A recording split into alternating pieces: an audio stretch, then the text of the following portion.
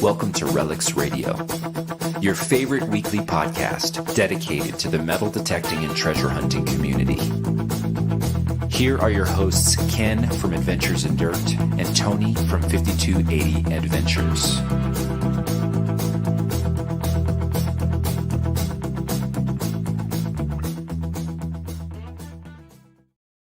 Welcome to a Wednesday night with DK here at Adventures in Dirt on Relics Radio. With my mic misbehaving, I'm bringing my co-host.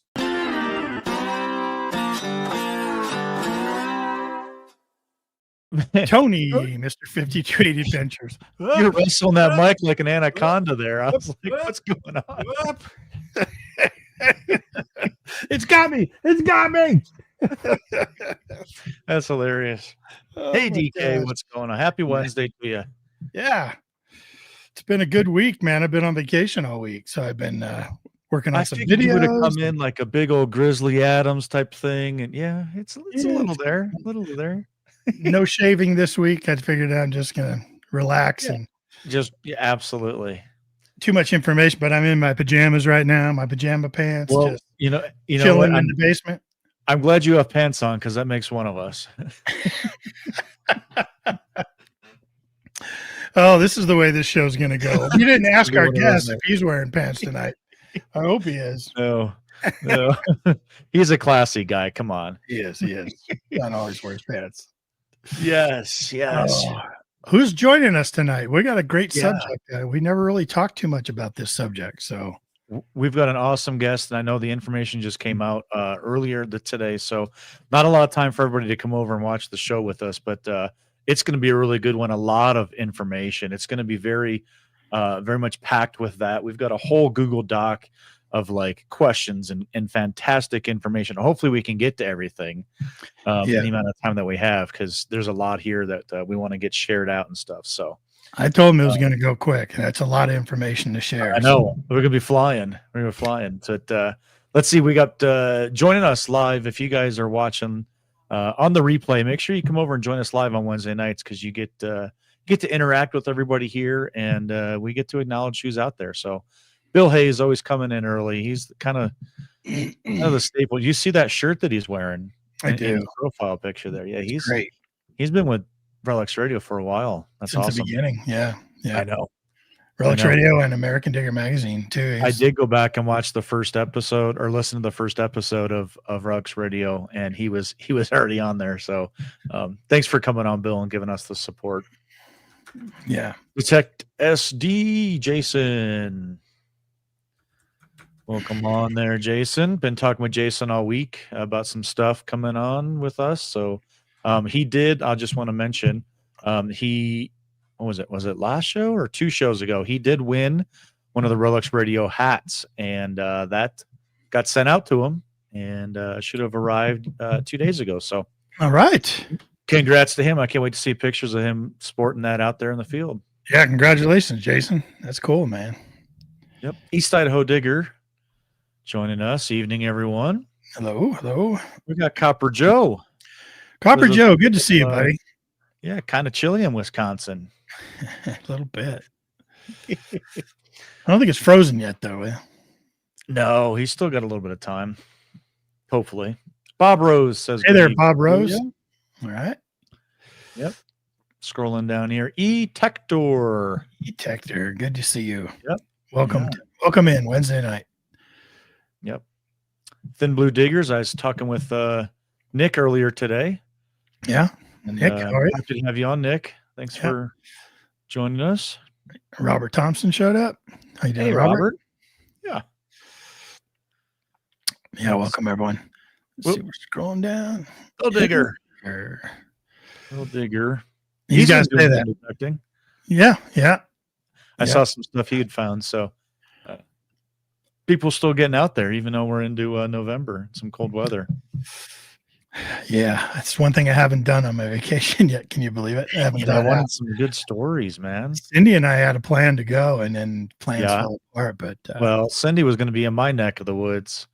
She's like, "Hey, you want to go over here?" I'm like, "It's, I don't know, 10 minutes from my house." I said, "No, we got the family coming over. She pulls a general service button. She pulls some old did. stuff. I was like, oh, of course. But happy for her, of course.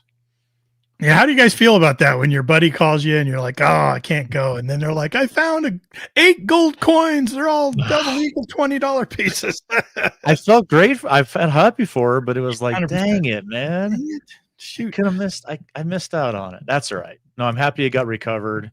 You know, we know the spot pretty well, so you know it's nice. Kind of expected in that area, but always nice to see stuff still coming out of there. Yeah, I'm just teasing you. Congratulations, Cindy. Listens in. Mr. Larry, 5 Mile Relic Hunter. Cheers, buddy. What's up, Larry? Thanks for coming on. And you know, I said I was I want to start off real quick here. I was talking with Nick earlier, and he had we were talking about the Hoover Boys.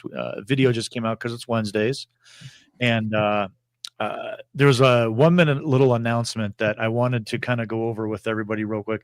We wanted to on the show just to mention this. So stick with us here for a second, and just the short little announcement from Kurt. I just want to make sure everybody saw. So let's check this out real quick. I get a lot of questions about fan favorite OG Hoover boy Bobby. Bobby Buttons, where have you been? I try to keep personal life off of YouTube as much as I can, but here we go. Bobby, sorry, not sorry. About 5 years ago, Bob had spinal and neck surgery. 6 months ago, while dealing with pain and discomfort, they noticed that 2 of the 6 titanium screws that had been holding the spine together have broken. Unable to work, he was let go from his job, resulting in also losing his medical insurance. Just a couple weeks ago, recently, Bob suffered a massive heart attack. And thank God he was rushed to the hospital when he was to have immediate life-saving surgery done. He is currently recovering at home, but has been denied disability and financial assistance for his medical bills. His sister started a GoFundMe for the hardship for him and his family. Obviously, the GoFundMe is linked below. If you can help, please help. Bobby, I love you. All right. So I just wanted to mention real quick, you know, we've all watched Bobby Buttons for a while, and you know, another person in the community that's experiencing some hardships and some time like that. So we just want to throw that out there. We are going to link the GoFundMe into this video down in the description. I'll also be kind of posting it in the live chat here as we go through the evening, just kind of making sure everybody has the opportunity, if you choose to, you know, donate a little bit, whatever you can, obviously is going to help. I did see it's up over $8,000 already. So off to a fantastic start. You know, and anything does help for sure. You saw how emotional Kurt was there, and wow. So yeah, it hurts, like, you know, double punch, right? Like we had, you know, Greg leaving us, you know, way too early. And matter of fact, on his channel, also one of his digging partners got on the channel and actually did a tribute video to Greg, his main digging partner out there.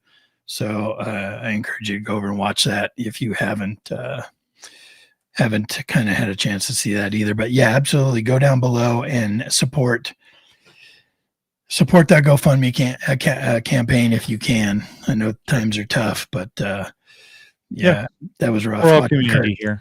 Yeah. So, and we will. Usually the community steps up, and it's greatly appreciated. So Bob, if you're watching, best of luck. Continued healing to you for sure. Yeah, absolutely. All right. Little PSA, you know, yeah, housekeeping we had to get done, and so let's bring our guest on. Let's get going on him. We've kept him waiting long, and we've been trying to get this guy on for a while now. I know. I'm glad everything's kind of worked out now, and we're gonna, like I said, we got a lot of information to put out here. So let's bring on John. Yeah. Mr. John Lambe, how are you, sir? Welcome. Doing good, sir. Excellent. Glad to be here. Yeah, welcome to Relics Radio. I know we talked about doing this for probably most of the year. Yeah, it's been a while. And we've been talking about getting together, go out digging even longer than that, probably. That's true as well.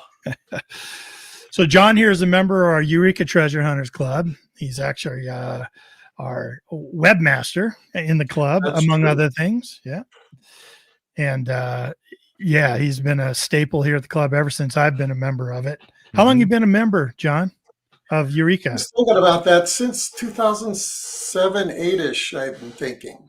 Yeah. So quite a while, not quite 20 years yet, but coming to close. Yeah. Yeah, that's quite a long time. You've seen some changes in the club, I'm sure. Oh yeah. But Well- there's still a lot of the old stalwarts are still around and still finding great finds on, I'll say too. Yeah, the club's been around since 1974, so they just, they celebrated their 50th anniversary just recently, and it's pretty cool club. It keeps going, and the membership is growing, and we're getting some young people in there, right? Which is always good, some new blood. And there's a wealth of knowledge in the club. You don't know until you actually start talking to somebody. It's like, wow. Yeah. Right. Everybody has And I their think special- that goes with you as well. We've known each other for quite a while, and not a lot of people know about the stories, the history that you have in terms of treasure hunting and metal detecting and gold prospecting and all those kind of different things. And I think this would be a fantastic opportunity to kind of get to know you a little bit better as well.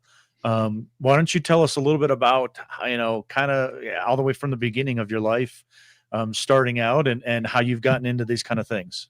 Give us some juicy details here. Yeah, I won't dwell too much on it, but so my family moved out to Denver in like 1973, and I'm just a young 12-year-old at the time, and of course we're thinking we're going to come to Colorado and have horses to go to school, right? That was my wife's idea for our kids when we moved here in 2000. Like, I want them to be cowboys. I don't think it's going to happen. Obviously that wasn't the case. But so my father came out here with a job. He was a controller with a mining company based out of New York called Texas Gulf Minerals and Metals. And so he came out for an accountant job. And so the family's always been around mining. And, we get to meet the geologists and all that. And, go figure, that's where my interest lied. From early on, I was into rocks and things. And so it was just natural, and the company was out here. They actually they got into a joint venture with the Cripple Creek and Victor mining company down in Cripple Creek, Colorado. And for people that don't know what that is, John, that's a big deal. Yeah, it is. It used to be Newmont Mining just sold that to somebody else. I'm not sure who, but that was a big deal. In fact, the Newmont mine, or I should say the Cripple Creek and Victor gold mine, supplies all the gold for the Golden Dome of the Capitol in Colorado. Yeah, they make all that gold leaf out of it, right? That's right. So, and that mine is basically a gold telluride mine, which is important from the fact is there's not a lot of free gold there. They have to refine it. Yeah. And I never knew what you meant by free gold until we talked the other night. So we'll get into that a little bit later. Yeah, we can talk about that a little bit more. So anyway, and I got to go as a kid, in your middle school, you get to decide, what your profession's going to be. And I'm saying, geologist, and lo and behold, I get one of the company geologists to take me down in the mines down there. So that was super cool. Wow. And, anyway, so I guess you can say kind of gold's been, in my veins from that point of time. So always interested in mining, and I ended up getting a geology degree. Went to South Dakota School of Mines for a little while. Didn't graduate there, but so yeah, earth sciences was something I was interested in. I ended up getting a computer science degree also. How the mining booms and busts go. Sometimes you just got to go with the flow. Yeah. Did you go into mining school with the goal of going to work in the mining industry? I did. That was the original goal. Then the oil bust happened, and all the experienced geologists were bagging groceries at King Soopers. So what's a kid to do? he stays in school and get another degree. Yeah. Try a different route here. Yeah. That's right. Yeah. Well, that's cool though, is how you had the family interest. Like, what'd you think when you went into that mine for the first time? Like, were you just, well, it can be scary. It wasn't really scary. I mean, it was, I'll say, I knew it was like, the geologist and his buddy were basically saying, it's like, well, we're going to leave you in this little dark area here where there's no lights. And because we're going to go down to another area of the mine where there's bad air could be. So they didn't want to risk me down there. So I'm like, okay, well, I'll wait for you guys. So I'm sitting for an hour in the dark. I mean, you guys have been in a cave or anything. You know what pitch black is. You can't see anything in front of your face. Yeah. So dark as dark. But it didn't turn me off, and I wasn't claustrophobic. So I guess it all worked out. Oh, yeah, good. That's good. That's good. It would have freaked me out. Tony, ever did a mine tour? I have. I actually did it up in Silverton. We did the Georgetown Loop and went through up in Silverton. But John, you were talking about being in a like in a cave type of thing, and I've been to Cave of the Winds in Manitou Springs, and there's one part where they turn out the lights on the tour, and it is an eerie. You can't describe dark until you've been in a cave dark. There is no photons down there. No, it is very unique experience. So, very interesting experience for sure. Very dark. Yeah, I did the Silverton too, and they did the same thing. They turned the lights off right in there on us, and they lit a candle. And the guy's like, "This is how the workers used to work, by candlelight, like back in the day. They'd have a can and a candle, and that's what they would work by." And it was like, holy cow! Even with the candle in there, it was dark. Yeah, it's pretty trippy. It's pretty cool. But yeah, I couldn't imagine working in that environment. No. So anyway, I got a job and ended up finishing my geology degree, and then just stayed in school and got a computer science degree. And my goal was to be the computer guy for all the geologists. Oh, okay. So that got me into mapping, and I ended up getting a job with the Bureau of Indian Affairs of all places. And, the Bureau of what? Indian Affairs. No kidding. And so I've been to a few reservations installing, back in those days there were mini computers, but installing software on mini computers, and then they ended up doing programming and basically geographic information system mapping. They had projects, and there's a lot of foresters in the Bureau of Indian Affairs. The Indians need to manage their natural resources like everyone else. Right. Sure. So, right. So they were big into computer mapping and stuff, and so I worked for the Bureau of Indian Affairs office that did that. Hmm. And what kind of mapping is that? Basically just like GIS mapping, or is it more like assessor type property line mapping, or what? It's more like you'd be managing, you'd have foresters go out there and they draw the extent, they use aerial photographs, they draw forests, and then you have like a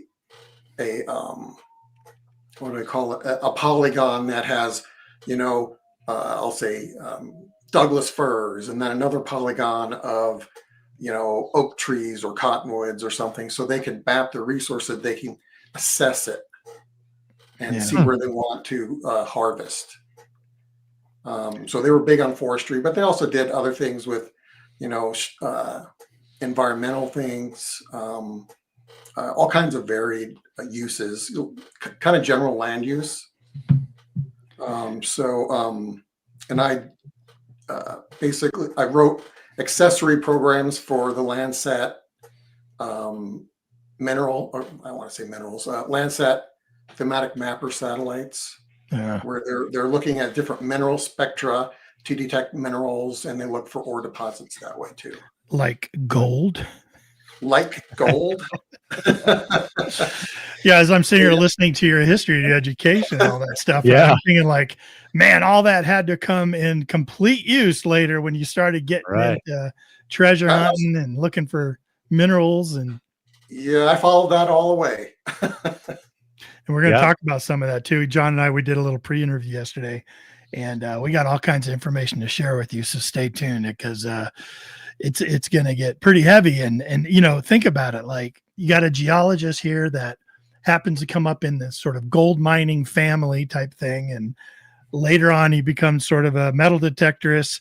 Actually, what came first, John? Metal detecting or like rock hounding, gems, minerals, or whatever? Rock hounding came first. I wanted a metal detector so badly when I was a kid in school delivering papers, and I never got enough money to buy a metal detector. But you'd look at the old treasure magazines that we can all see today, but I never had enough money for one, except after I got married, back in around 2000-ish. My wife encouraged me to go get a metal detector and says, like, go get a hobby. So okay. it was like a natural. It's like, okay. Yeah. You'll never see me again, but okay. Yeah, that's for sure. Well, good, man. Well, let's get into, so, you got your gold background and all that stuff. Now, when I first discovered you in the club, you were the only one coming up to me talking about detecting on or around gold mines, looking for actual nuggets. Because nuggets aren't big here in Colorado. Like, a lot of people think Colorado, big gold producing state, and it absolutely is and has been for decades, millennia, centuries basically. But you're not going to find nuggets in the creeks. No, I mean, not to say it's not possible, but it's unlikely.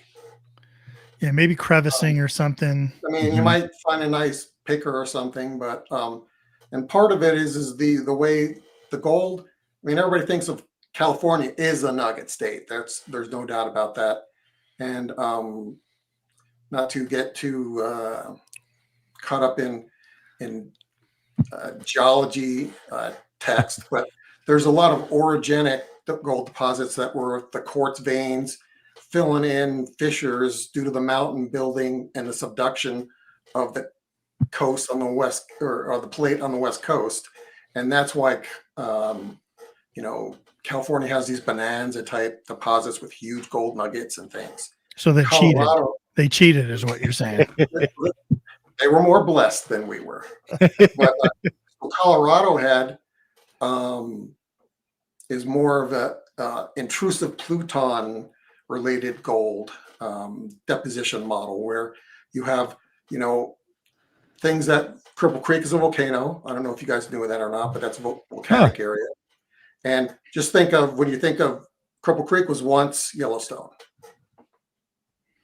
And so there's also other in the mountains, a lot of the plutons.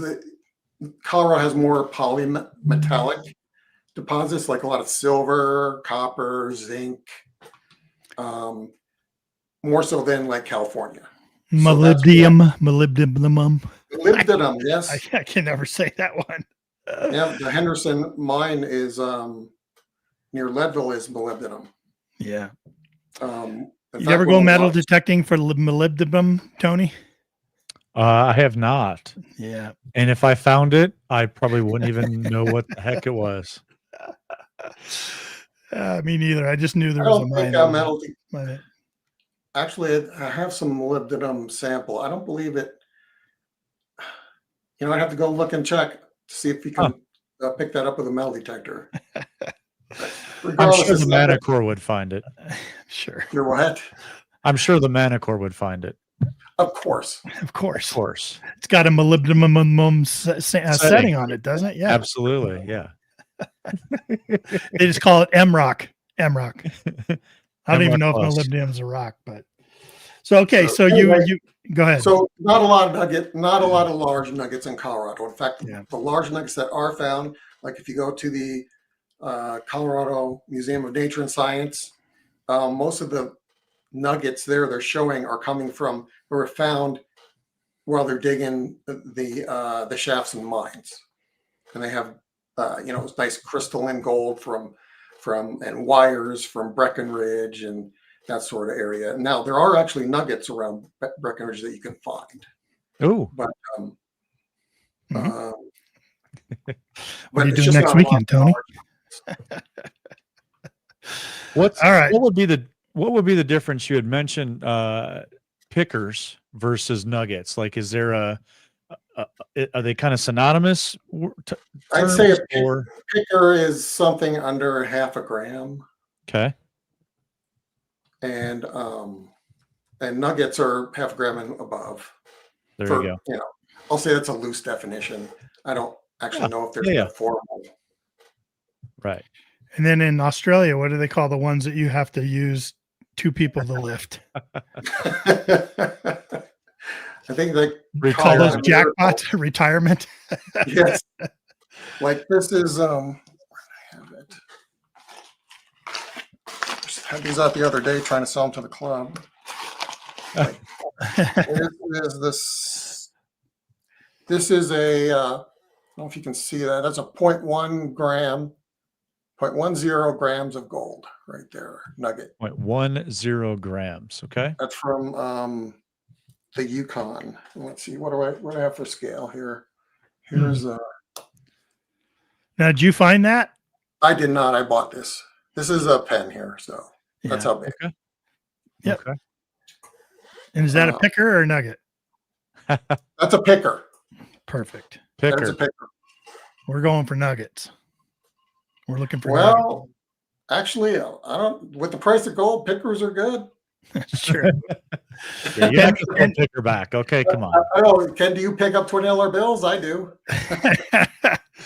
Oh man, like hey, 5 pickers are a nugget. That's what I'm saying.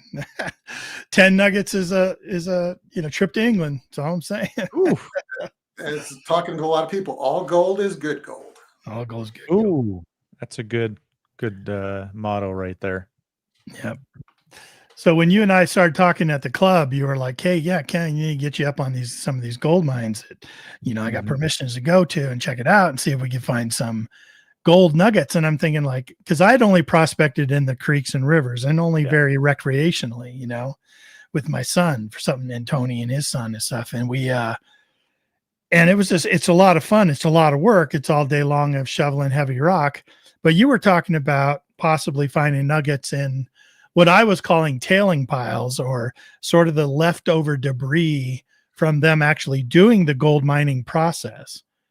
I think you had corrected me and shown me a picture of the difference between a gold dump and a gold tailing pile. Right, a mining dump versus mine tailings. So the difference between a mining dump is basically when they're blasting a shaft into the mountain and they get all the rock out, then they visually sort it for, okay, this is ore versus this is not ore. And they throw the not ore stuff, or in other words, the junk, on the dump. And as they basically have a little tram and they push it out, and as they go into the mountain, it gets long and deep, like you've seen on these mining dumps. Yeah. A tailings pile is ore that has been crushed, and then the gold and other valuable minerals have been separated out, and then the leftover, they call it gang material, but basically crushed up sand or whatever they pushed, that is very fine grain. Those are tailings piles. Like if you were go to the Argo Mill in Central City, or actually it's more Idaho Springs, those are all mill tailings. So that's been treated. So that's where they've processed raw materials, kind of concentrated materials, to kind of try to process it out to find. Right. They pull the ore, the ore values out of the rock, and then it's the leftover crushings, basically. Right, gotcha. Yeah. Would it be more like a exploratory versus processed? Like you Yeah. said, they're Well, pulling it out and going, okay, this isn't really what we're looking for. That's what we thought were tailing piles right. No, those are ore dumps. or dumps. Yeah, Or sure. sorry, I said Okay. ore dumps. I meant mining dumps. What are we Right. looking at That here? is what we're This looking is at a right. That is Yeah. what we're looking at right there on that screen. Okay. That is a mine dump. So where are you looking for nuggets at? In tailing piles or mine dumps? Mine dumps. Mine There you dumps. go. Because the Okay. tailings piles, you'll get nothing. If you're looking down, Yeah. what I'll say is you're not going to find any big gold outside of a tailings pile outside of a mill. I'm not going to say you won't find gold out of a mill, because if you pan the rivers down south of the Argo Gold Mill off of Clear Creek, you can get very fine gold in your pan. And Yeah, I've done that. right. Sure. Um, Sure. But places like these dumps, these are sort of the original casting offs of the original mining effort, that they would then take whatever they processed out of this initial mining effort, and they would take it away to a processing company, processing facility. right. And Right. they- So go ahead. No, I was just going to say, and so would they ever treat these dump sites? Like, would they ever reprocess them? I know up in the mountains, there's a lot of these sites like this, hundreds and hundreds, Yeah. if not Oh, yeah. thousands of them. All over. And they're trying to figure out what to do with them. And the one owner that Tony and I met that owns, I think 82 patent claims, he's saying that he thinks he's going to try to reprocess them all. Right. Go back through them again. And what was the return rate on? Was it 40% or Ridiculously. something like that? Yeah. Yes. And you would be correct. Yes, that is what you want to reprocess. That is what the Cripple Creek and Victor Gold Mining Company did. They trucked all these mine dump tailings. It is, even I use a synonymous, sorry, but this mine dump material, they put it in a big pad, and underneath the pad, they lay down all this basically plastic, very thick plastic. And then they set up a sprinkler system with cyanide and spray those dumps for a year. And all the cyanide solution leaches the gold out of those rocks, and then they collect it. And the solution they collect is called a pregnant solution because it's got gold in it. Yeah. Okay. And they then refine that. They get the gold, precipitate the gold out, and then refine it. Mm. So the guys you were talking to, they got the right idea. Yeah. That would be profitable. We were way off then, because we were on top of these, rocks that are probably the size of your head, calling those tailing piles. That was stuff that, and it was right near the mine. And we just were way off in terms of our terminology or understanding exactly how a mine operates and works. We were calling it iron with a bunch of dirt around it. That is also true. There's a lot of iron Yeah. with gold deposits. Not always, but very frequently. Well, not just that, but boy, the trash, they would throw all the scrap iron and, tin roof of these shacks and break down these tin shacks, and all that's in all that dump stuff too. You know what I mean? So how do you pick a spot, John? Like, not just, we'll get to the research in a minute, but on that mine dump picture I just showed, where within that mountain would you think gold's heavy, even though it's mixed in with a lot of rocks and other minerals there. Would it be at the bottom?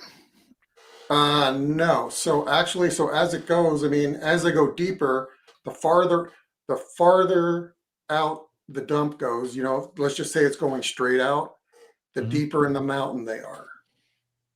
And so usually they're following a vein. In the beginning, they don't really, they might have a vein, they may not, they might be looking to intersect with one that they've seen. Generally speaking, I'd say farther out on the dump, you'd be better off. And sometimes it's just, so what these guys did is when they're in the vein, there's good material and bad material in terms of there's ore and not ore. If they can't see any ore in the sample, they toss it. And as you know, you don't always show the gold that's in the rock.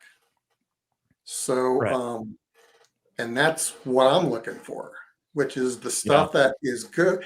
They thought it was bad and they threw it out. Right.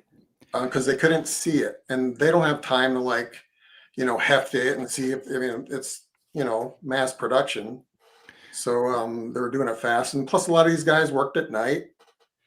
They worked 24 hours a day. I wouldn't be surprised if, the other thing you try to look for is you could get lucky because, if you're one of those, I don't know what they call them, the ore cart operator, you might send a good ore cart, an actual ore cart to the dump, as opposed to the ore bin. So, it could happen at night. No, and whoops. I'm just telling you, are you guys going to tell your bosses like, yeah, I sent a bunch of ore to the bad pile? Yeah. I'm not telling them. Nope. I'm just going to keep on working, man. Keep on working. Now, what did they call those guys? What did they call it? I'd heard stories about guys taking some ore that looked like it had a lot of gold content to it and maybe putting it over by their lunchbox or putting it to the side. They called that something. Do you remember? They're high graders. They were high graders. High graders, correct. They would, take the high grade stuff and maybe put a little bit for you and a little bit for me. High graders. And then the mine owners know that's happening, and then they start weighing everybody going in and out. Wow. Yeah, I thought you were going to call them thieves. That's probably that was the nickname for them. Thieves. Thieves. They were independent contractors, I believe. Yes. There you go. There you go. Well, I mean, it's exciting. Like, I'd always wanted to try it because we have so much of it here in Colorado in the mountains and stuff. And how'd you first get into it? Like, weren't you telling me like you hooked up with some people from the club that were heading up and kind of you were like, yeah, I know a lot about gold and minerals. No, I was wanting to talk to some people in the club. I mean, obviously I have a geology background, but these guys were going up to a place and I go like, well, where are you guys going? And he's like, I don't want your exact spot, but like, how are you getting there? And they wouldn't tell us one thing. So, and it's like, you're kidding me. I know they wouldn't share anything about their favorite spot. Darn it. It's kind of like at Eureka where they says like, where did you find it? And somebody says on the Eastern Plains. Yeah. Yeah. So that's about as much as I got. So it's like, okay, I see the picture here. So I went to the mine. That's when I started the research because, some of these guys are going to places that, aren't maybe primarily gold producing. And you're like, well, why are they going there? Sure. So that's when you go to the USGS and you start looking for pictures of a mining district, or sorry, not pictures, but books that the USGS has published on these mining districts. And there you get detailed information about what mines produced gold, how much gold they produced, what type of gold it was there silver around it. And this is where we were talking, Ken, about natives. When you're looking through these documents, you want to look for like the words like native silver or native gold. Oh yeah, everyone be sure to start writing this stuff down. Yep. Now we're getting into the secrets, the super secrets. That if you find a big hit somewhere, just remember who sent you there. Relics Radio. Relics Radio. And John Lambe, of course. Right. But yes, there a finder's fee, Ken? There is a finder's fee, at least 25% on the first ton, and then after that we'll start backing off a bit. But so yeah, you were talking about native gold. You'll start seeing on some of these reports and surveys and other things that they've done. They have that posted on the USGS, John? Is what? They have that all posted on the USGS site? Those are in the USGS professional papers and bulletins. Ah. So you got to take it a step further. This here, if you looked up at the top, it's a professional paper for this particular one on Central City District. Wow. So if you look in there, you'll be looking for occurrences of the word native gold or free gold, because the whole idea is, I mean, there's a lot of gold that can be tied up with in pyrite, or silvers in galena. The thing is, you're looking for obviously gold that is elemental. So free gold, native gold is another good thing to search for. And you associate that with, if they mention a mine and that, then you know that gold, that kind of gold was produced at the mine. Gotcha. So there's a good chance that it had been thrown out. Like they look at a piece of quartz, they don't see anything, they throw it. But the other side of the quartz has a big old vein running through it, something like that. And it's free. You're telling me it's free, so I'm gonna go. I'm gonna go look for it. I mean, it's different free. Kind of free. Oh, I got you. Elementally free. Oh, okay, I get it.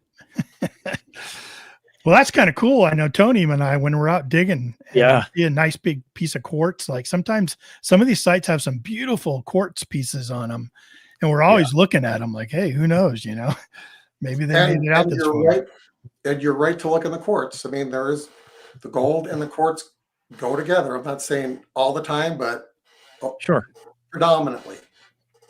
Yeah. Matter of fact, I'll show a picture here real quick. Here we go. The finger. Oh, yeah, look at that. That's some nice gold, and it looks like to be in quartz. Ooh, yeah. Yes. That's pretty cool. Wow. Is that one you found, or is that one you got through? That is one I found, and that was one I found with a whites. I think that was my first gold with the V3. Oh, the V3. Wow. Which is an old machine now. It sure is. Yeah. And that was not operating at the kilohertz levels that we have today with today's machines. Yeah. Right. They're really up there these days. So, and I'm sure all your listeners know that higher kilohertz is better for low conductor gold. Yep, and they're getting higher and higher on some of their offerings. I know. Pretty crazy. Like I remember when I first got into detecting, I wanted a gold bug too. That seemed like, because I wanted it for looking for gold, not knowing anything. I just knew the gold bug 2 was it, and I think it was like 70 kilohertz or something. It was just what everybody used. And so I just couldn't afford it back then. It was like $750. And I'm like, I'm not going to pay that much money for a hobby that I'm just don't know if I'm going to like or not, But it's still a good machine from what I understand. Oh, absolutely. I think it's like 70 kilohertz. Yeah. It is. Yep. And that's plenty. But pretty cool. So you're looking for that information, free gold, native gold. In the USGS bulletins and professional papers. You can also find good documentation from some state geological surveys as well. They'll give you listings of mines and things, and sometimes they'll have write-ups on it. But usually, predominantly back in the day, we're looking 1880s, 90s kind of mining times. That's when it was really booming. The USGS was doing, they pretty much did bulletins and papers on all the Western mining districts. Right. In Utah, Idaho, all over. Right. So if you're in any of those states, Arizona, Idaho, Utah, look for that in your state. Look to see if you can find, mining papers, mining journals, mining publications, especially if it's a state ran thing. And that's how you can start doing your research. It's some great bit of information. And when the government's not shut down, you can go download the PDF right off the government websites. Oh, really? Yeah, you can get the full PDFs. You don't even have to buy them. That's cool. That's really cool. Better yet, goes right along with that free gold. Free gold, free PDF. Free gold. So I guess at one point you started going up in the mountains, right? Yeah.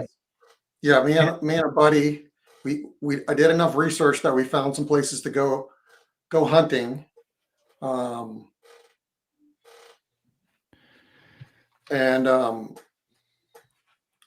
We went up probably, it was one summer around 2008, and we must have went like 8 weekends in a row and found nothing.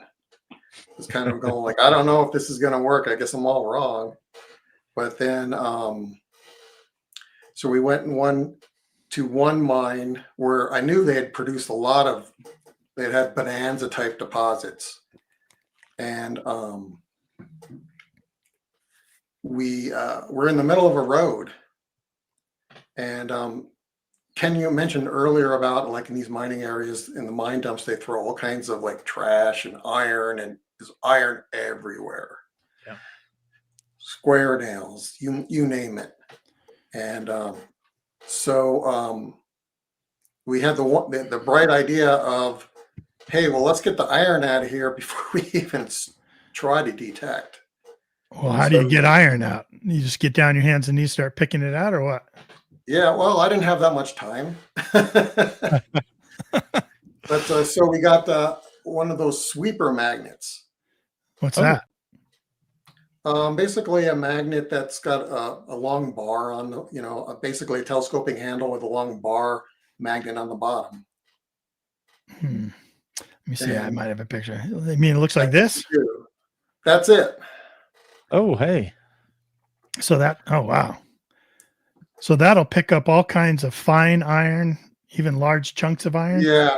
So I'll tell your listeners one thing. The worst thing, I mean, yeah, we all know nails and all that kind of stuff is bad. The worst iron is the old rusted out sheet metal from the roofing. Oh yeah. Those little tiny rust particles all over, and I'll tell you what, they sound great on a detector. and even though they're iron, they do not read iron. And you could chase one of those particles around on a mine dump for like 5 minutes. Yeah, I think we've done that, Tony. Right up at some of the. Oh yeah. Some of the you mining think you're on areas something good. I mean, it sounds phenomenal. Yeah. And then after like 2 or 3 of them, you're like, okay, this sucks. It's just it's just flashing everywhere. Exactly. So anyway, we first day out, we took our sweeper out, and I ran an area, a big square, I don't know, about 50 by 50, and then I started detecting it. I got a nice non-ferrous signal, and I think Ken, if you could pick up that one picture with the finger and the dime. Yeah. If I have that. I don't know if I have the one with the dime. Let me see. No, I don't get that one with the dime. I don't know if you sent me that one. I got one with the finger. Okay, well, it's the same thing. That's what we're trying to show. Yeah. Yeah. So you got a hit on that. Let me go ahead and bring that we up. did. Okay. That's pretty cool. Here we go. Share screen, window, bang. So this is the one where it's along with a bunch of other stuff. So the finger one you're talking about is right here. Yes. Okay. So that's the finger. So you got a hit on that. On that road, on the road? On the road. After you swept it with the magnet. After sweeping with the magnet. So wow. Look at that, man. It's beautiful. And so that's crystallized gold right there. So that's like, how it was in the vein. Sure. Yeah. And beautiful. And I can tell you the only way we would have found that is if we pulled the iron out first. Yeah. Obviously, yeah. Oh man, I gotta check out the iron magnet. That's pretty good. I was even reading on that thing. It has a 16-pound pull weight. That's a pretty good amount of iron to be able to pick up and get out of the way. Yeah, I mean, you put it in a pile on the side and is brass magnetic? What? Brass? Is no. brass? Okay. It is not. Because I was thinking like a firing range, using it out at the firing range and picking up all your brass after you shoot. That would be wonderful, I'm sure, but no go on that. Not going to work. Not going to work. Dang it. So the other trash that you find out there is, in addition to the iron, we found coke. You guys know coke from all the English guys, right? Sure. Yes, So I absolutely. think so I created this little, when I was doing my hunting up there, I got all these little, basically ghost town targets that I can go test my detector on when I'm setting up for different programs. Oh, no kidding. Let's see, coke Cool. is right. This is coke right there. Let's put it up there. You go. Just a dark rock, pretty light. Sounds like gold. What is it, Mr. Geologist? What is coke? Coke is basically, it's called coking coal. So it's basically Not Pepsi, Coke. a pre-fired coal, I think is the best description I have for it. So they use it in metallurgy and I think coking coal. I think a lot of horseshoers, and blacksmiths would use it. Blacksmiths, yeah. Gotcha. Yeah. Yeah, big coke ovens and things like that, right? It's Yes. Exactly. Mm. You find a lot of that up there. I don't recall ever finding a lot of that. Yeah, Bill says they call them hot rocks. Yeah, they are hot rocks. Right. And unfortunately, the only thing you can do is dig it. I mean, I think if you dig enough of it, you realize that there's a signal, a certain range that, like, okay, this is probably coke. And if you find, but I think it's not spread out all over. I think you just find it in areas. So if you find a place where it's at, you kind of move off that place and go somewhere else. Mm. They're not really appreciated by detectorists here.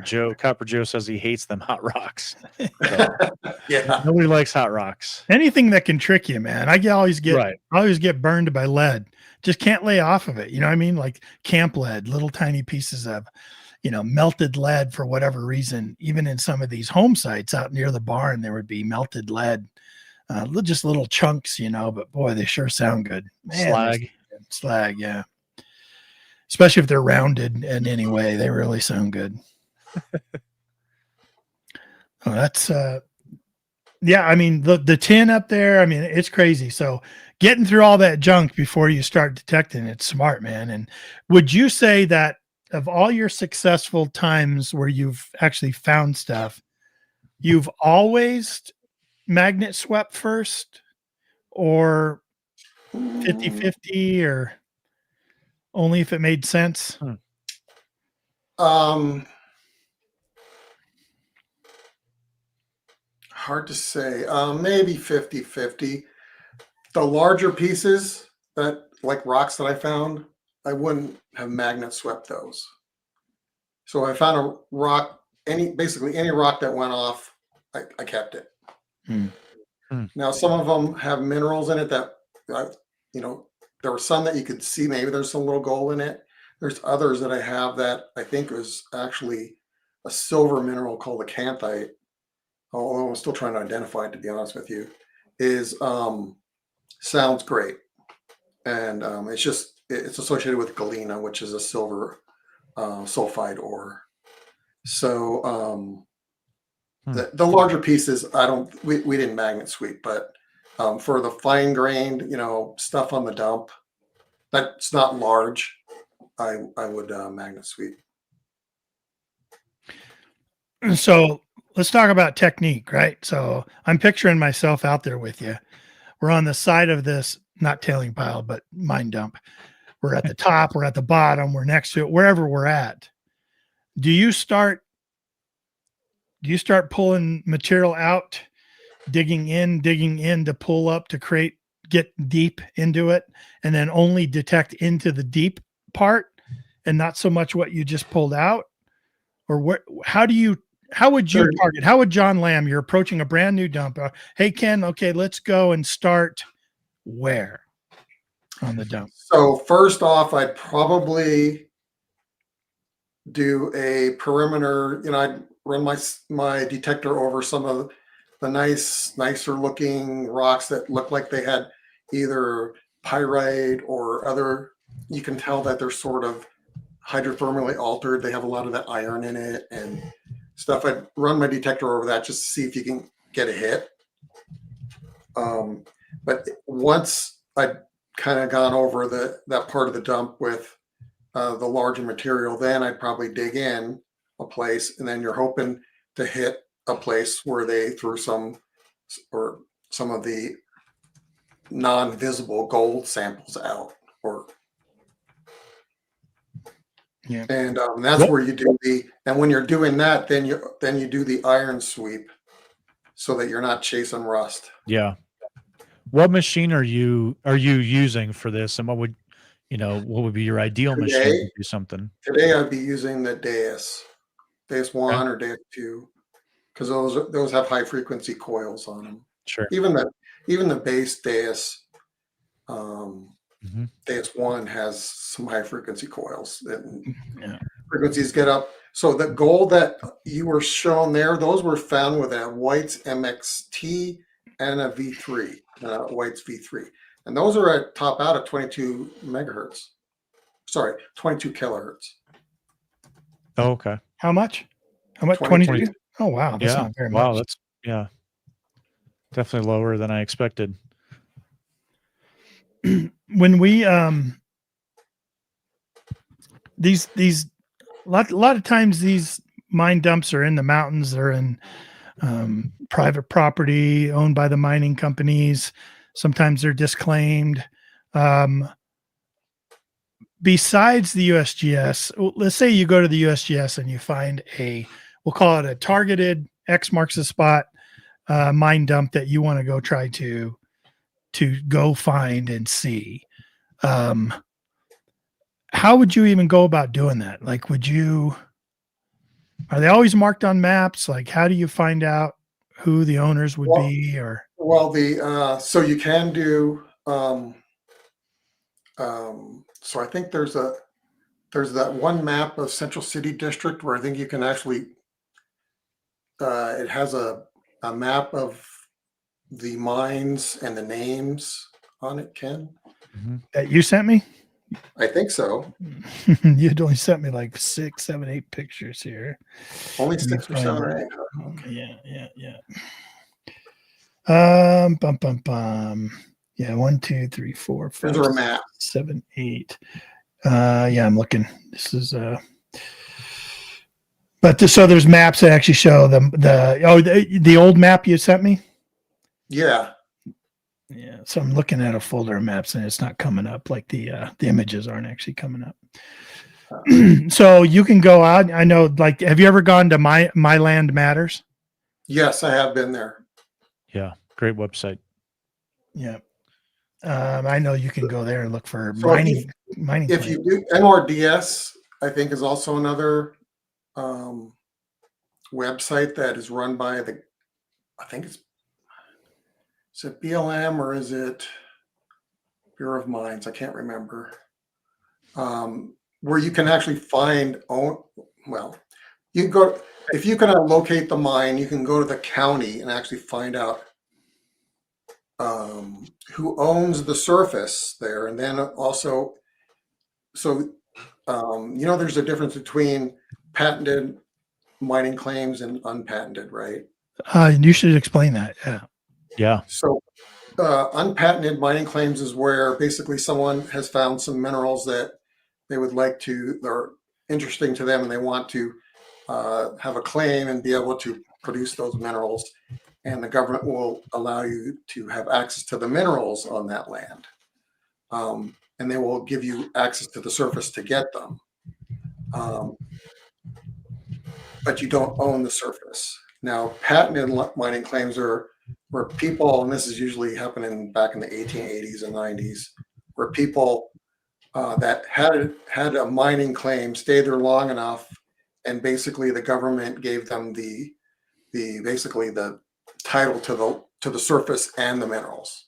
Sure. Hmm. So they are basically owners of everything. But there can be a difference between a landowner and a claim owner. Those are actually two different things. So That is true. yeah. Can it be dangerous up there hunting around these mines? Yes. Generally, when I was a kid, used to walk around a lot of dumps. All the geologists say, and they were right, do not walk in any depressions, because that could be a shaft that has all the rocks have fallen in on it. It hasn't fully, all the rocks haven't fell down all the way to the bottom, but it could if you put any weight on it. So that's, you always hear about the kids that are playing around on the mine dumps, and the kids got stuck in the mine, Right? Because there's a cave in, basically. We've seen quite a few of those up in the mountains. When Ken and I have been up there, we've seen quite a few of those depressions. Yes. Are those kind of more like exploratory type of things, initial digs to try and see if there's anything there, and they move on to another spot? They could be that, or they could be an actual shaft a vertical shaft that they dug to go down there, and it just caved in, and all the mine frame the framing for the head frame and all that is already gone. Gotcha. So it's very just interesting. Dangerous not to walk around in there. Yeah. Can I imagine. Can see why. Go with a buddy system. Don't go alone. Yeah, I'm a full believer in the buddy system. I would never go up there without a partner. Good tip. And the shafts, I don't go in the shafts either, because they used to timber them to keep it from caving in, because when you pull the rock out, the earth wants to fill that back in. So they put timbers in there to take care of the pressure, but those timbers can rot, and if you're going in there, 100 years later, you might kick something or whatever, and timber goes, and then you're done. Breathe on it wrong and it falls. And there's also chances if you go on those horizontal shafts that you can get bad air too. Sure. Yeah. Well, let's talk about some of these things you found, John. There we go. Finds. Let's talk Eye about candy. Yeah. Let's talk about this one first. Let me share this up with you. I think I would know how to do it by now, but here we go. Let's talk about this one. All right. So this is sort of an image. I guess this is some type of display. Right, of the area that I found these particular gold specimens in. Yeah. Those are the old, obviously, pictures of when it was the mines were a going concern. Well, that's all rubble now. I mean, actually, none of those buildings are even standing. Wow. So there's another picture of that gold finger I found in the middle of the road. Yeah, that's so cool. And that's gold on quartz. The one to the right is the gold plates and film on. There's some quartz there, and also some sphalerite, which is a zinc sulfide. So you find a lot of natural and free gold, or native and free gold. It's always usually contained within some other type of mineral or some other type of rock system. Yeah, the one on the left is all on sphalerite. You can see there's no quartz there. Right. Sphalerite is just another rock? It's a zinc sulfide. It's another mineral. Yeah, zinc sulfide. Yeah, cool. Very rarely do you actually just find a full on gold only nugget, I would think. Correct. The closest I've found was that one that was the finger. That is a beautiful piece. Let me show you this one, this gold specimens picture you sent over that we showed earlier. So start at the top and work your way down and tell us what we're looking at here. Okay, so zoom in a little bit on that. Yeah, there we go. Nice. I guess the way to describe these is these are basically gold on quartz specimens, all of them, and these are all cabochons that were cut by a friend of ours who's a geologist, and he's also, I guess, he cuts rocks, and I'm forgetting the term here, but he makes cabochons and sells them. What are cabochons? Just sort of fancy word for a spherical, like a dome or elongated shape of any gem or mineral. Gotcha. But he's not putting this in a rock tumbler. These are not rock tumble. Those are cut and polished. Wow. Now the ones on the bottom obviously are not. That's another picture on the left of the gold on sphalerite, and then the gold on quartz finger there, and gold on quartz and sphalerite on the right. Yeah.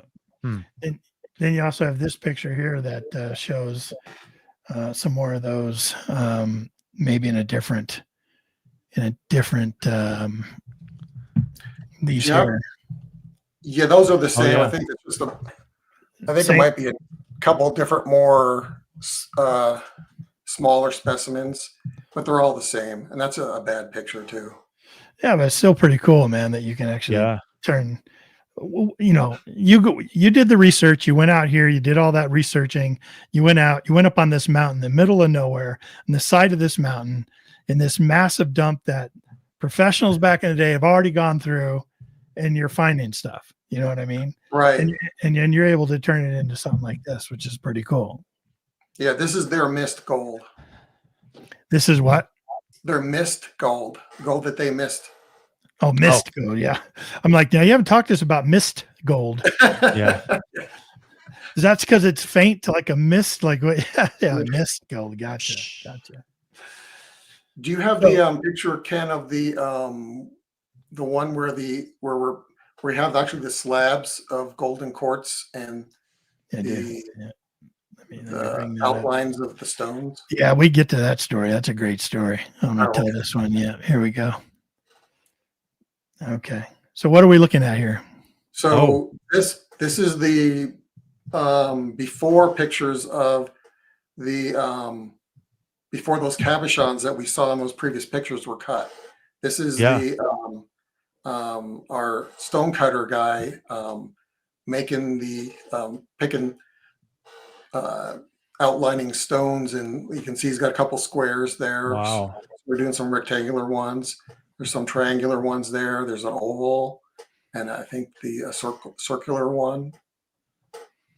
Yeah, this is cool. I mean, it's pretty interesting how they do that, and I could see how they do that. They're like, oh yeah, this is going to make a good art piece, let's say, if that's what you want to call them. But you told me a story about this that I thought was really cool, because I asked you last night, I'm like, well, what are you doing with all this gold that you've found, right? Well, right, and see, this is 2 years after I'd found these specimens. This is basically in 2011, 2010, 11. And so I have these rocks laying around the house, and it's like, what am I going to do with them? I mean, yeah, it's gold, and it's a rock, and it's in a drawer, and okay, great.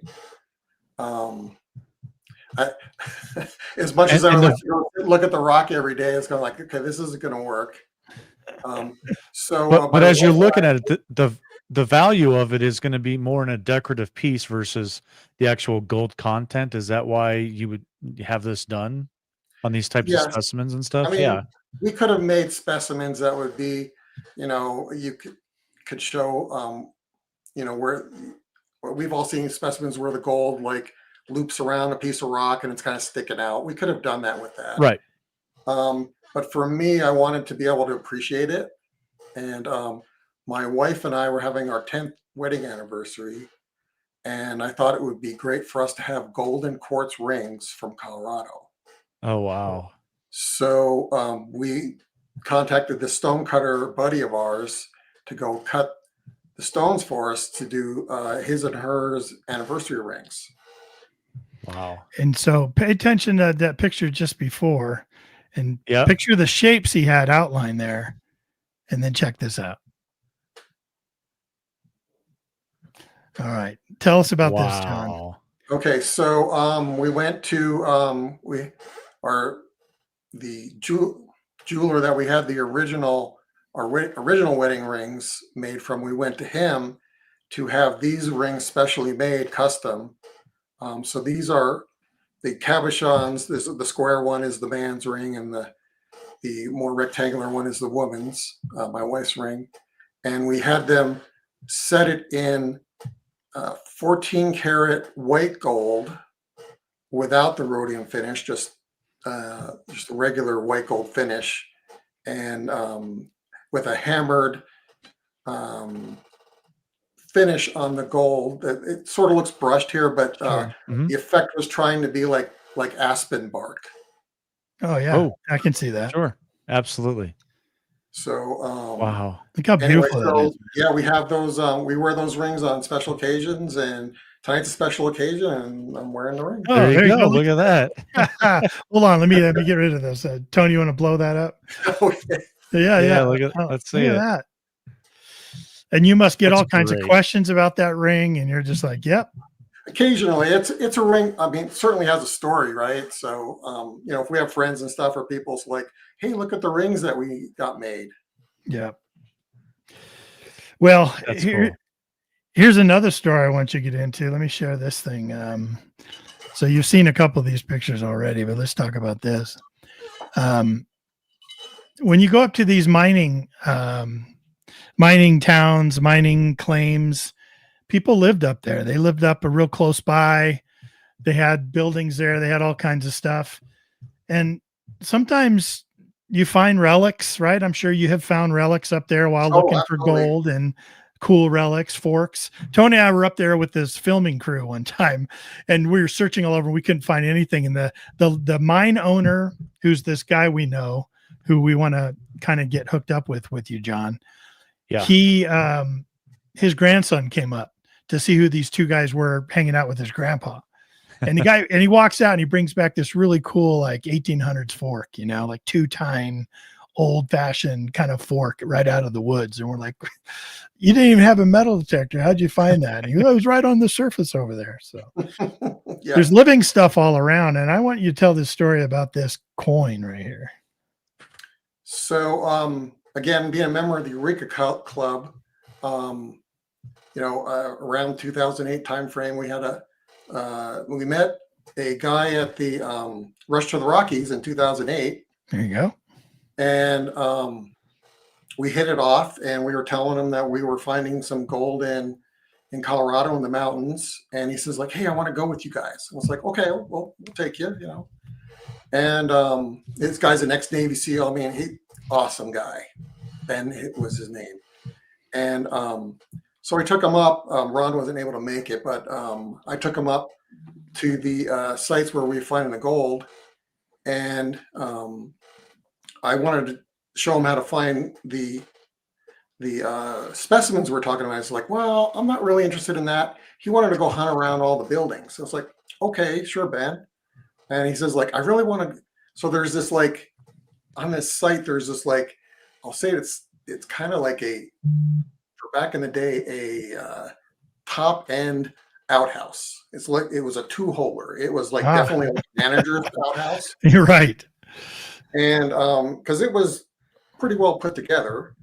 And he says, like, I want to go hunt in there. And I'm like, man, there's been bottle diggers up here for years. And, I'm sure that's been hunted out like 100 times. No, I want to go look. Okay, Ben, fine.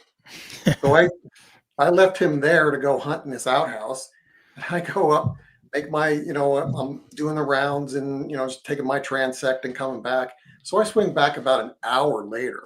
Wow. And I don't see Ben anywhere. I'm like, uh-oh, what's going on? I look at the outhouse. I don't see him. I'm starting to get worried. And I go, okay, I got to go in there and check. Because I don't know if, board could have hit him or who knows what. So I go in there and I stick my head in there and look. And then he bends in there and he grabs me by the shirt and says, like, are we friends, John? It's like, did he pop out of one of the holes? He did. It was really serious. And we're like, John, are we friends? It's like, yeah, we're friends, Ben. It's like, no, are we really friends? It's like, Oh, okay, Uh-oh. I get it. I'm like, okay, yes, Ben. And at this point, I know something's up. It's like, this is odd Yeah. behavior. Yeah. And then he's like, hold out your hand. So I hold out my hand and he drops 2 gold coins in it. Oh And my I go, gosh. oh my God. So one of the coins was that $1 coin right there. Another one was a $5 gold coin. Wow. And I'm going like, Amazing. oh my God, I can't believe you found something in there. And so then I asked him, how far was it down? And he says, like, oh, about 3 or 4 inches. I was like, seriously? Wow. Wondering like, well, how the heck are those still there? And I figured out, I had him tell me how he was doing his hunting in there. So he moved everything in that outhouse, including the holes with the little thing that comes out with the holes in it. And he moved the boards around and everything. So I guess the best we can determine what happened is those gold coins were in the cracks of the little place where you would put where the holes were, and he moved it around and those gold coins dropped to the ground so that he could find them. Wow. Makes complete sense if that's actually what happened, right? Like exactly. And it's kind of like, because I don't know what the other explanation would be. Right. For And them it's to like, be that shallow. oh yeah, exactly, to be that shallow. And like I said, Yeah. I'm sure that thing was dug out many a time. Yeah. Well, So, you took him up anyway. there to find gold. He found gold. He did. He's awesome. Jeez. I mean, and so the best part was, or it was magnanimous of him. He gave me the $1 gold coin to keep. Oh, So that was incredible. Awesome. Yeah. He's So an awesome of guy. course you're friends now. Of course you're friends. Yeah, Absolutely. Yes, we are. You are friends. You are You are friends. friends. He wanted to make sure before he let you in on the But gold the coin. thing is he was dead set that he knew that Yeah. he could find something in that outhouse, and he did. Good for him. I mean, That's incredible.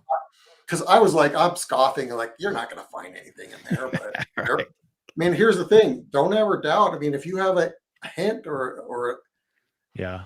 Well, hunch that you need to go in there, Yeah. then go. listen, if everyone in our chat was on camera right now and I said, raise your hand if you've ever gone digging in an outhouse or either bottles or for relics or for some, everyone's going to raise their hand. So if you don't know it now from listening here to Relics Radio. Bang on those wooden slats on the base of the whole platform. Bang on those things, move them around. Absolutely. Because you just never know. You just never know. Phew. Could be gold coins in there, man. So That's a Ron great story. and I went back the next weekend afterwards, because how could we not? Because like, I don't know if we Right, got yeah. everything out of there. And we dug it, we didn't find anything, but it's kind of like, how could we not go back? Yeah. Jeez. Wow. That is amazing. So, That's a great story. He is a master hunter, let me tell you. Yeah. Some people just got it, you know? Yeah. Have you had any interesting either wildlife run-ins or scary situations, near misses up there? No, not really. No. Except for almost having a heart attack when your friend pulled out 2 gold coins out of the outhouse. It's right. Well, especially when I'm going there thinking if something's hurt or falling, Yeah. falling down in the Or- outhouse, we're like, oh my God, what's going Found on? a human skull or something inside. Are we friends? I got to show you something. Are we friends? Yeah. You know? Right. So how did you bring this up to your fellow members in Eureka? Like when you guys came back, did you do find of the month and be like, we found gold coins or Ben found gold coins? I did not claim the find. I did not, since I did not find Right. the gold coin, I could not legitimately claim I found a gold coin. Right. But did you All right. tell Eureka I about did it? tell the story. I did tell the story. Somewhere on the West Slope, somewhere. Right, exactly. Right. All good stories start like that. So I was somewhere in Colorado and I found In the mountains. this Yeah, there you go, gold now. Spanish shield from the Spanish expeditions. Oh man. Well, I can't wait to go. I can't wait to go up. You got me excited about it. And Yeah. now not all states are gold producing, right? Once you get further east, things start petering out a bit. I mean, I know I've heard Georgia, I think, has some gold. I don't know about Georgia some of the other does, the states. Carolinas do. A lot of the Georgia does. Maybe I already mentioned that. Because a lot of the original gold finders, like the Russell Party in Colorado, they came from Georgia. Yeah. Yes, That's why they did. named Auraria Auraria. Yeah. And so what I will tell you, now this is something I need to get going on myself, is so for your other listeners, is like, obviously finding gold in streams is hard in Colorado, but the places I would try would be where dredges have gone through, because they're dragging up all the gold from the bottom. Sure. And those guys, they didn't get it all either. Yeah. Again, you still have the issue of whether you can get on the property or not, but those are legitimate places to go as well. Downstream from the dredge. I've also heard, I'm told by a lot of people that there's nothing left in Ohio too, gold wise. Everybody always says that. There's no relics, there's no coins. There's no relics, and there's no gold in Ohio. Stay out of Ohio. No one even go there. I mean, we hear it from tons of people in Ohio that there's just nothing there. So please stay away from Ohio. And there's no Confederate gold there either. No. Oh, there you go. Great Lakes, huh? Yeah, I've heard that too. I don't know, man. Ohio just sounds like a boring place. Yeah, I would never go there. We do have a couple questions. I know we've got a couple minutes left here, but there's a couple questions that came in on the chat. One more of a statement. Robert Thompson says, I've been panning Menard's place stand at home, a few flakes in there. Have you ever heard of people doing that as well? The Home Depot place sand and stuff like that, and you find gold in it? I've heard it. I haven't experienced or tried it myself. It's kind of cheating. It's not really part of the, the whole expedition adventure experience, other than going to Menards or Home Depot and going through the checkout. So got it in a kiddie pool in the backyard, and you're just practicing your panning a lot. Well, I do know there's a big business in pay dirt where a lot of people like to buy pay dirts from different areas. Yep, we got a good local guy that actually sells it. Clash. Yes. Check out Clash. What does he call it? He calls some of them Clash's crumbs. Yep. That's one of the descriptions he has. And yeah, he'll actually seed it with gold. And it's more of just a fun thing to do to see if you can pan it out. I remember a while ago, you remember M.A. Lyman, Mike Lyman? Yep. Mike? Yeah, he got a bunch of pay dirt, and we were doing an auction. He was raising money for somebody in the community, I forget, and everyone was calling up, donating items, and then people would bid on them. And I ended up getting a bunch of pay dirt from Mike that Mike had, and I panned it out, and I found a bunch of little flakes and put them in a little vial. Matter of fact, I still have some of that I haven't panned out in a box in my garage, and it was a lot of fun just seeing that color come out and practicing your panning skills, Yeah. So pay dirt's fun. We got a good question here from Jason up in South Dakota. Is there a way to release the gold from the mineral without needing a chemistry degree? Well, what the old timers used to do, again, we're talking about free gold here. They would just get a mortar and pestle that's iron and just pound it and then basically pan out the dust. Break away all of the other minerals and stuff. All the other rock and stuff. Sure. The other things, like you say, it would involve dealing with acids and other things that are kind of messy and you don't want to deal with. It's almost not worth it to mess with it. Yeah. I've heard a lot of that with black sand, doing those chemicals around black sand to extract out the gold, as well as like computer chips, trying to get the gold out of computer chips with chemicals. I think they use like nitric acid and also some aqua regia, which dissolves gold, and then they have to precipitate the gold out again. Correct. Yeah. Again. It's very interesting to look into that stuff, You want to hear a good gold reclamation story real quick? I had a friend of mine who was an engineer, he's a physicist, and he worked for this company in Golden, and they did like optic lasers. So he worked on these very high-end optic lasers. And there was these pieces of this test equipment they would get that had these real thin layers of gold on it and also some platinum. And a bunch of, the way he explains it, a bunch of accountants bought the company and they ran it into the ground. And so he left before the ship sank. But after the ship sank, they were having a huge auction. They were auctioning off lathes and all kinds of tools and equipment. So he went there just to see what he could pick up on auction.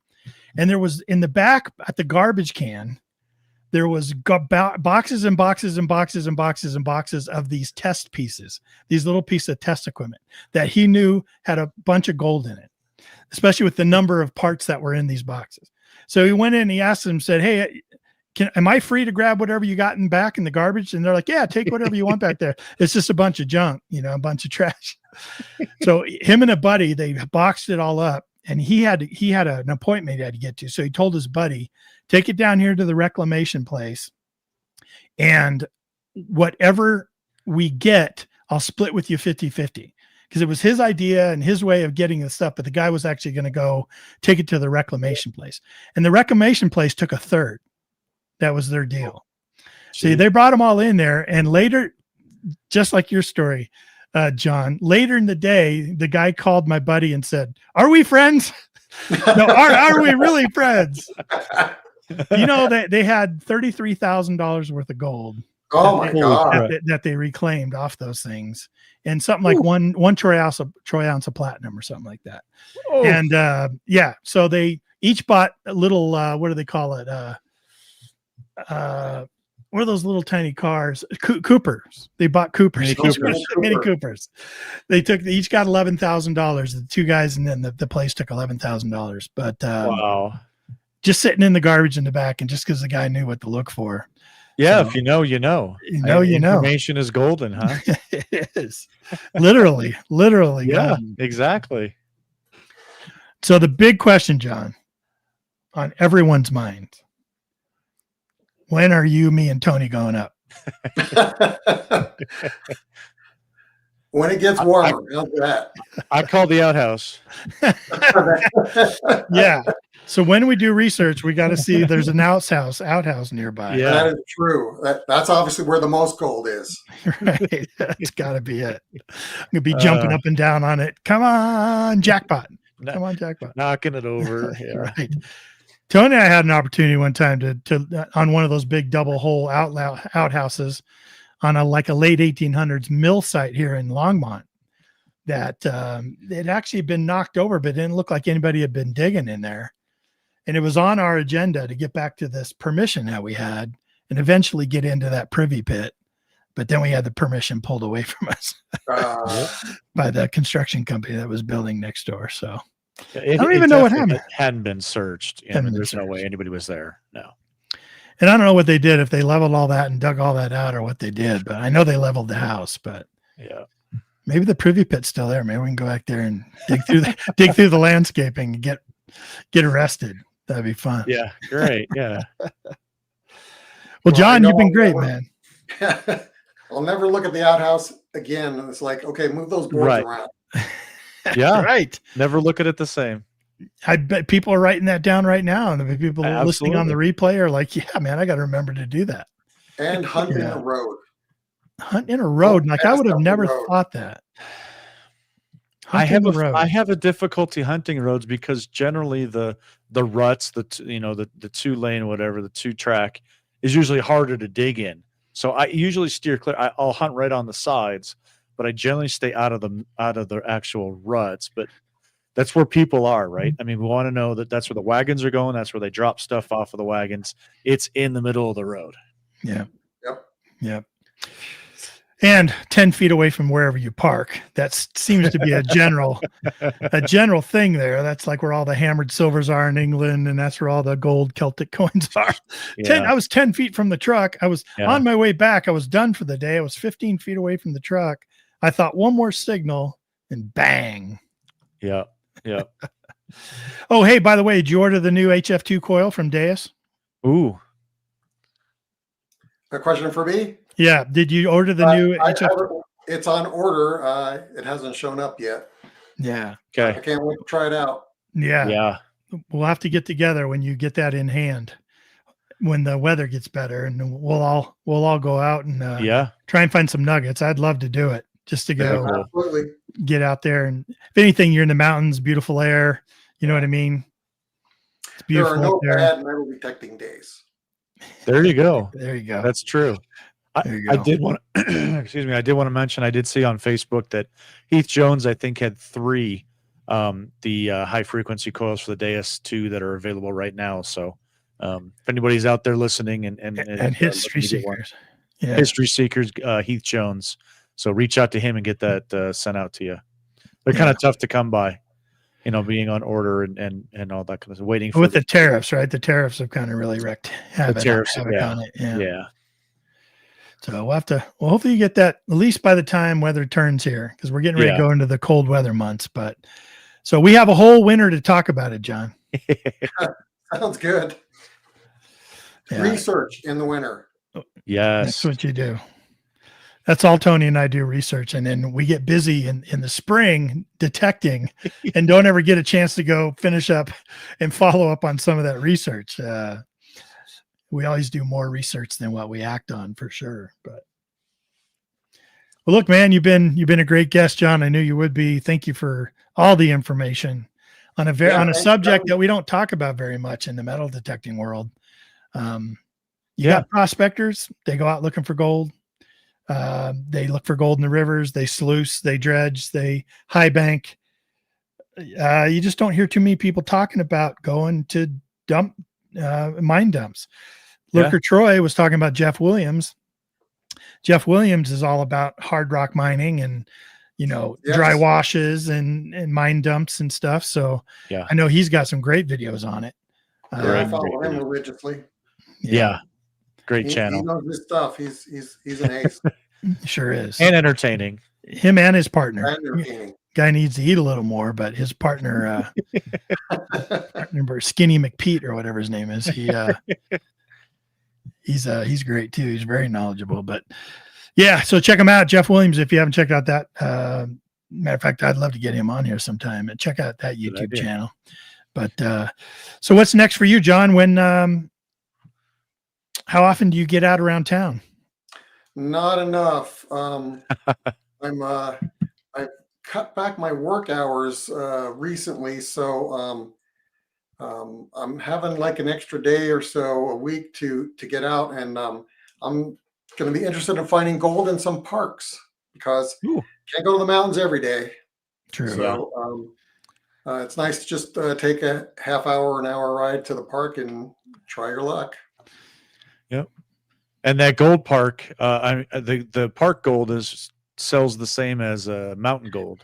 In fact, my guess is, I talked to one of the hunters in Eureka, and he says, like, I found more gold in the parks than you found on your mines. Sure. And they're like, you're right, you have. True. Yeah. True. But by the gram, he's found many more grams of gold than I have. 100%. So there's a lot to be said for that. Right. Yep. Yeah, we get the emails about that crap. We do. Like, look what we found. Look at all the gold we found this weekend. I found my share of gold rings, but not nearly enough. Yeah. Well, last week we had guys on from England talking about their trip to England, and everyone wanted to know how much it costs. And it costs a lot of money. You're looking at probably $4,000 to get over there and do everything, and airfare and everything. And tell you what, it doesn't take too many gold rings to add up to $4,000 with it being $4,000 an ounce. So get out there and hit those tot lots, go out there and hit those soccer fields around the old basketball courts, like wherever you think fall off. Get out there and find it and get your stockpile up for the next new machine that comes out, or maybe you want to head to England or Germany or something. Gold's so expensive now. So but I like the idea of searching like in the mountains for this elusive. Absolutely. You know what I mean? It's more of like a conquest when you find it. It's more of an adventure to go look for gold nuggets in a place where you're definitely with nature when you're doing that. Yeah. Yep. Excellent. Well, any final words from you, John? We'll put you back down in the green room, and then we'll say our goodbyes off the air. Okay. Yeah.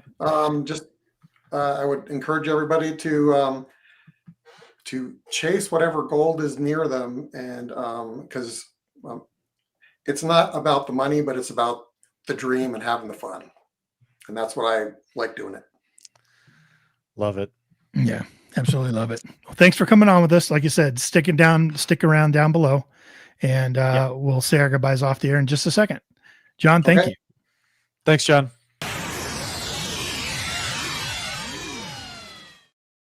Whew. A lot of information. Yeah. It gets you excited, right? It gets you like, well, let's go, man. It does. Wednesdays we're talking to these guests. Like last week we had a great two great guests on talking about gold in England. I wanted to go to England. This week we're talking about getting up in the mountains in the gold mining town, silver mine. Let's go. I'm ready to go. I'm watching Hoover Boys earlier. I'm like, I want to go out to the fields. It's all of these different things. Man, it's just so much motivation. Right. It's incredible. Just not enough damn time, I tell you. There's not. This work thing's cutting into my days off. Sure is. I need to have a talk with my boss and see if we can work something out. Start having him listen to the show, so at least he knows where it's coming from, right? That's right. Sure. Good show, buddy. I appreciate it. Yep. Anything going on with you? I know you've got that 3D printer. That's pretty cool. Oh, yeah. Yeah, lots of cool stuff going on with that. Actually, see if I can pull this up real quick. No. I made this little detecting mouse. It's kind of corny, but there we go. It's a little mouse with a detector and a shovel. I'm just having fun with it, right? It's an amazing that a machine can little actually hobbies. God, that out. I know it's crazy. Yep. So I do want to mention before we sign off here. We mentioned at the beginning, Mr. Bobby Buttons from the Hoover Boys having some medical issues, and we've thrown the GoFundMe in the description, and I was watching in the chat, and I think Nick had mentioned that they're up over 10,000 now. So outstanding support from the community. If you guys have an opportunity and are willing to donate, anything helps. Head over to there and help up Bobby Buttons there. So just want to throw that out there. If you guys want to see what I'm doing, 5280 Adventures over on all the social media, wherever you can find me. See what I'm up to, posting some pictures, some funny memes, some funny videos and stuff like that. So come over, check it out, interact with me, and that's all I got. Cool. Yeah, guys, go check that out. Tony's been doing a good job putting out some pretty funny memes and stuff. But like he was saying about that GoFundMe account, even if you're not in the position where you can donate some and help out that way, if you have any type of social media audience, either on Facebook or Instagram, TikTok, whatever, see if you can put out the link. See if you find a way of actually putting out the link to your audience to help them get the word out and expose it to as many people as possible. Family can use some help. If you didn't hear the story, go back to the beginning of the show and listen to Tony spelling all that out for you. So, and best of health and speedy recovery to Bob for sure. But if you can help out, go check out that GoFundMe account and give what you can, or share it if you can. That'd be great. You can find me at Adventures in Dirt anywhere on the social media pages. Looking forward to maybe getting out one more time this season before we get frozen and hammered here in Colorado. But if you get out, go have a great time, be safe, find the good stuff and tell me about it. And we'll see you next Wednesday right here on Relics Radio. Have a good night, guys. Thank you so much for listening to Relics Radio. We will see you back here next week for another exciting guest. Until then, get out and dig it all.